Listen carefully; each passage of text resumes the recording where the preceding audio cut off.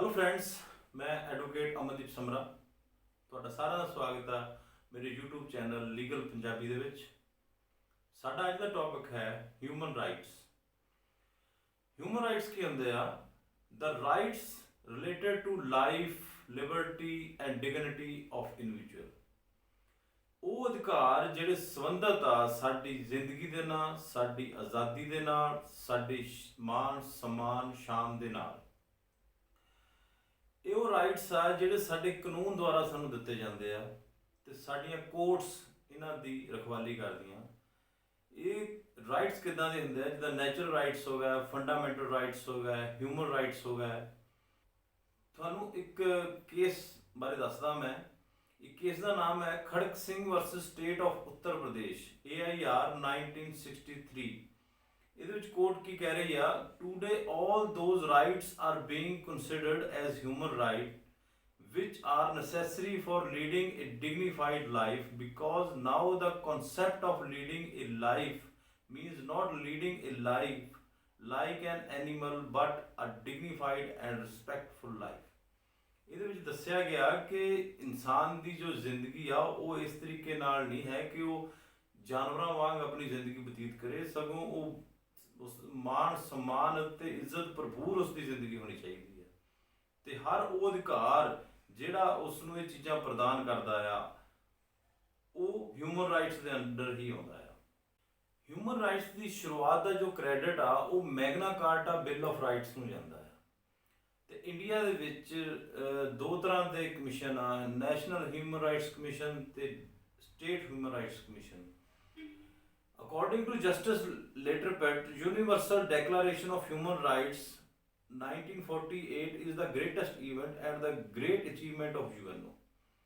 Justice Letterpet ਕੀ ਕਹਿ ਰਿਹਾ ਹੈ ਕਿ Universal Declaration of Human Rights 1948 ਜਿਹੜਾ ਆਇਆ ਉਹ ਇੱਕ ਬਹੁਤ ਵੱਡਾ ਇਵੈਂਟ ਸੀ ਤੇ ਬਹੁਤ ਵੱਡੀ ਉਪਲਬਧੀ ਸੀ UNO the. When UNO was set up in 1945, ਜਦੋਂ UNO 1945 ਦੇ ਵਿੱਚ ਉਹ ਸੈਟਅਪ ਹੋਇਆ, ਇਹ ਚਾਰਟਰ thereof was prepared, ਇੱਕ ਚਾਰਟਰ ਤਿਆਰ ਕੀਤਾ ਗਿਆ ਤੇ ਉਸ ਚਾਰਟਰ ਦੇ ਵਿੱਚ 30 ਆਰਟੀਕਲਸ ਸੀਗੇ। ਮੈਂ ਤੁਹਾਨੂੰ ਉਹ 1 by 1 ਕਰਕੇ ਉਹ ਆਰਟੀਕਲਸ ਜਿਹੜੇ ਉਹਨਾਂ ਦੇ ਵਿੱਚ ਮੇਨ ਇੰਪੋਰਟੈਂਟ ਆਰਟੀਕਲਸ ਆ ਉਹਨਾਂ ਬਾਰੇ ਤੁਹਾਨੂੰ ਜਾਣਕਾਰੀ ਦਿੰਦਾ ਤੁਹਾਨੂੰ ਮੈਂ। The main provision of this declaration are number 1 ਤੇ ਕੀ ਆ? all human beings born freely। ਸਾਰੇ ਇਨਸਾਨ ਆ ਜਿਹੜੇ ਉਹ ਆਜ਼ਾਦ ਆ ਜਨਮ ਤੋਂ ਹੀ, and are equal from the point of view of dignity and rights. ਅਤੇ ਉਹਨਾਂ ਦੇ ਅਧਿਕਾਰ, ਉਹਨਾਂ ਦਾ ਮਾਣ ਸਨਮਾਨ, ਉਹ ਸਾਰਾ ਕੁਛ ਕੀ ਆ ਉਹ ਬਰਾਬਰ ਆ। Every individual has right to life, liberty and security. ਹਰ ਇੱਕ ਨੂੰ ਅਧਿਕਾਰ ਆ ਜ਼ਿੰਦਗੀ ਦਾ, ਆਜ਼ਾਦੀ ਦਾ ਅਤੇ ਸੁਰੱਖਿਆ ਦਾ। Nobody will be kept a bonded and slave. ਕਿਸੇ ਨੂੰ ਵੀ ਬੰਦਸ਼ 'ਚ ਨਹੀਂ ਰੱਖਿਆ ਜਾ ਸਕਦਾ, ਉਸਨੂੰ ਗੁਲਾਮ ਬਣਾ ਕੇ ਨਹੀਂ ਰੱਖਿਆ ਜਾ ਸਕਦਾ। ਜਿੱਦਾਂ ਤੁਹਾਨੂੰ ਸਾਰਿਆਂ ਨੂੰ ਪਤਾ ਹੀ ਆ, ਇੰਡੀਆ ਵਿੱਚ ਵੀ ਬਦੂਆ ਮਜ਼ਦੂਰ ਹੁੰਦੇ ਸੀਗੇ ਅਤੇ ਫੋਰਨ ਕੰਟਰੀ ਵਿੱਚ ਵੀ ਲੋਕਾਂ ਨੂੰ ਗੁਲਾਮ ਬਣਾ ਕੇ ਰੱਖਿਆ ਜਾਂਦਾ ਸੀ, ਪਰ ਅੱਜ ਉਹ ਚੀਜ਼ ਨਹੀਂ ਹੈ। Nobody will be behaved inhumanly and give cruel punishment. ਕਿਸੇ ਵੀ ਇਨਸਾਨ ਨੂੰ ਜ਼ਾਲਮਾਨਾ ਸਜ਼ਾ ਨਹੀਂ ਦਿੱਤੀ ਜਾ ਸਕਦੀ ਅਤੇ ਉਸਦੇ ਨਾਲ ਗੈਰ ਇਨਸਾਨੀ ਉਸ ਨਾਲ ਬਿਹੇਵ ਨਹੀਂ ਕੀਤਾ ਜਾ ਸਕਦਾ। all individuals will have freedom of organizing peaceful conferences, making tour and doing trade and business। ਹਰ ਇੱਕ ਨੂੰ ਇਹ ਅਧਿਕਾਰ ਆ ਕਿ ਉਹ ਆਪਣੀ ਸ਼ਾਂਤਮਈ ਢੰਗ ਦੇ ਨਾਲ ਕਾਨਫਰੰਸਿਸ ਕਰ ਸਕਦਾ, ਮੀਟਿੰਗਸ ਕਰ ਸਕਦਾ, ਘੁੰਮਣ ਫਿਰਨ ਜਾ ਸਕਦਾ, ਸੈਰ ਸਪਾਟਾ ਕਰ ਸਕਦਾ ਅਤੇ ਆਪਣਾ ਬਿਜ਼ਨਸ ਕਰ ਸਕਦਾ। all individuals will be equal before law। ਕਾਨੂੰਨ ਦੇ ਸਾਹਮਣੇ ਸਾਰਿਆਂ ਨੂੰ ਬਰਾਬਰ ਦੇ ਅਧਿਕਾਰ ਆ।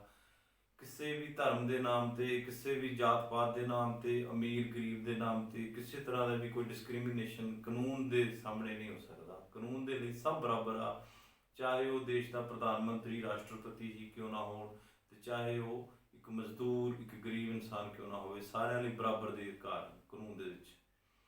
all individuals will have equal opportunities for physical, mental and intellectual development। ਸਾਰਿਆਂ ਨੂੰ ਬਰਾਬਰ ਦੇ ਮੌਕੇ ਦਿੱਤੇ ਜਾਣਗੇ ਫਿਜ਼ੀਕਲ, ਮੈਂਟਲ ਤੇ ਇੰਟੈਲੈਕਚੁਅਲ ਡਿਵੈਲਪਮੈਂਟ ਦੇ ਵਾਸਤੇ। All individuals will have right to get education, ਸਾਰਿਆਂ ਨੂੰ ਬਰਾਬਰ ਦੇ ਅਧਿਕਾਰ ਆ ਸਿੱਖਿਆ ਦੇ, ਪੜ੍ਹਾਈ ਦੇ।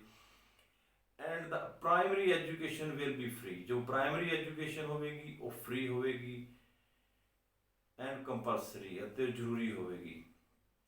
Every individual will have right to keep property and to use it, ਹਰ ਇੱਕ ਨੂੰ ਇਹ ਅਧਿਕਾਰ ਆ ਕਿ ਉਹ ਆਪਣੀ ਪ੍ਰੋਪਰਟੀ ਰੱਖ ਸਕਦਾ ਅਤੇ ਉਸਦਾ ਇਸਤੇਮਾਲ ਕਰ ਸਕਦਾ।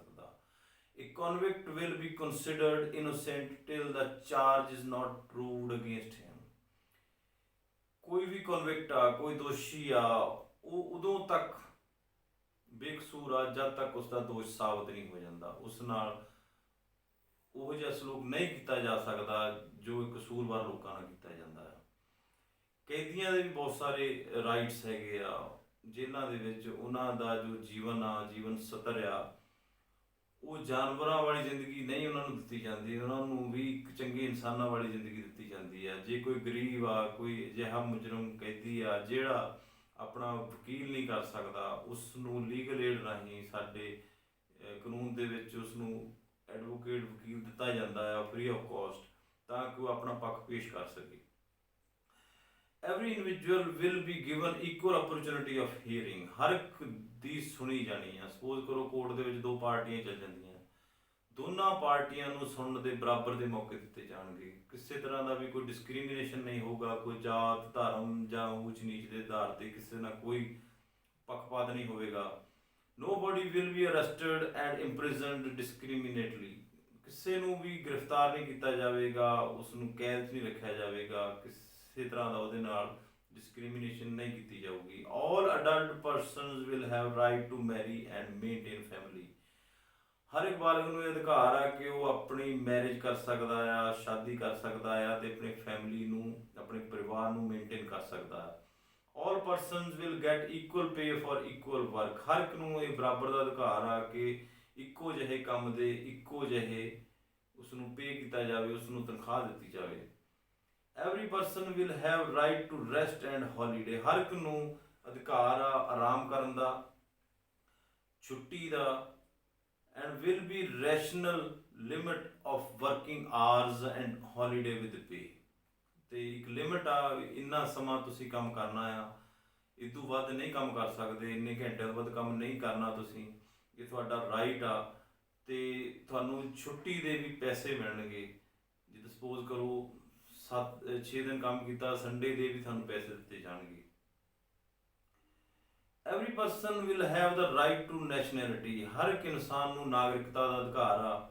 ਹੀ can not be deprived of nationality discriminately, ਉਸ ਤੋਂ ਉਸ ਦੀ ਨਾਗਰਿਕਤਾ ਦਾ ਅਧਿਕਾਰ ਨਹੀਂ ਖੋਇਆ ਜਾ ਸਕਦਾ ਜਾਤ ਪਾਤ ਦੇ ਆਧਾਰ 'ਤੇ, ਊਚ ਨੀਚ ਦੇ ਆਧਾਰ 'ਤੇ ਜਾਂ ਧਰਮ ਦੇ ਅਧਿਕਾਰ 'ਤੇ, ਕਿਸੇ ਨਾਲ ਕੋਈ ਡਿਸਕ੍ਰਿਮੀਨੇਸ਼ਨ ਨਹੀਂ ਹੋ ਸਕਦਾ। Every person will have right to freedom of speech, ਹਰ ਇੱਕ ਇਨਸਾਨ ਨੂੰ ਫਰੀਡਮ ਆਫ ਸਪੀਚ ਦਾ ਅਧਿਕਾਰ ਆ, ਐਂਡ ਐਕਸਪ੍ਰੈਸ਼ਨ, ਮਤਲਬ ਆਪਣੇ ਵਿਚਾਰ ਪ੍ਰਗਟ ਕਰਨ ਦਾ ਹਰ ਇੱਕ ਇਨਸਾਨ ਨੂੰ ਅਧਿਕਾਰ ਆ। Every person will have equal right of employment, ਸਾਰਿਆਂ ਨੂੰ ਰੁਜ਼ਗਾਰ ਦੇ ਬਰਾਬਰ ਦੇ ਮੌਕੇ ਦਿੱਤੇ ਜਾਣਗੇ। Every person will have right to form trade union and join it and protect of his interest, ਹਰ ਇੱਕ ਮਜ਼ਦੂਰ ਨੂੰ, ਵਰਕਰ ਨੂੰ ਇਹ ਅਧਿਕਾਰ ਆ ਕਿ ਉਹ ਆਪਣੇ ਹੱਕਾਂ ਦੀ ਰਾਖੀ ਦੇ ਲਈ ਟ੍ਰੇਡ ਯੂਨੀਅਨ ਬਣਾ ਸਕਦਾ ਆ, ਉਸ ਨੂੰ ਜੁਆਇਨ ਕਰ ਸਕਦਾ ਆ। ਸੋ ਇਸ ਤਰੀਕੇ ਨਾਲ ਇਹ ਸਾਰੇ ਹੀ ਜੋ ਤੁਹਾਡੇ ਨਾਲ ਡਿਸਕਸ ਕੀਤੇ ਗਏ ਹਨ, ਇਹ ਸਾਰੇ ਹੀ ਹਿਊਮਨ ਰਾਈਟਸ ਆ ਸਾਡੇ, ਜੋ ਕਿ ਸਾਡੇ ਸੰਵਿਧਾਨ ਦੇ ਵਿੱਚ ਫੰਡਾਮੈਂਟਲ ਰਾਈਟਸ ਦੇ ਨਾਲ ਮੇਲ ਖਾਂਦੇ ਆ ਬਿਲਕੁਲ।